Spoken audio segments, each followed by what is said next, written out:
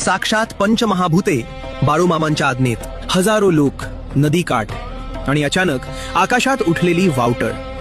हा चमत्कार पाहून सगळे थरथर कापू लागले.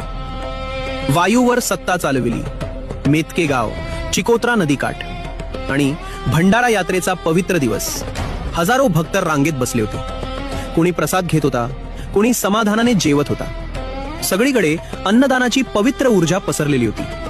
पण नदीकाठी उष्ट्या पत्रावळ्यांचा मोठा ढीग पडला होता. त्या ढिगावर असंख्य माशा घोंघावत होत्या. तेवढ्यात आरोग्य खात्याचा एक अधिकारी तेथे आला. त्याने सभोवताल पाहिले आणि थोड्या कडक आवाजात मामांना म्हणाला, अशा प्रकारामुळे नदीचं पाणी खराब होईल, कॉलरा पसरेल, लोकांचं आरोग्य धोक्यात येईल. क्षणभर सगळीकडे सन्नाटा पसरला.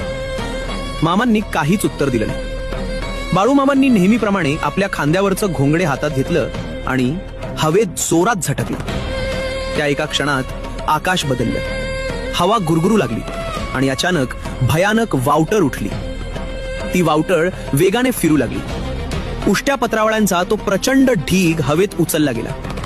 लोक थरथर कापत पाहत राहिले आणि ती वावटळ 1-2 किलोमीटर दूर हमीदवाड्याच्या चक्रूबाईच्या डोंगरावर तो सगळा ढीग नेऊन टाकून आली. क्षणात सगळं शांत. नदी स्वच्छ, हवा. तुमच्या एका फॉलोमुळे बाळूमामांचे चरित्र जगभरात पोहोचेल. या पुण्यकार्यात सहभागी व्हा आणि आत्ताच पेजला फॉलो करा. जय बाळूमामा.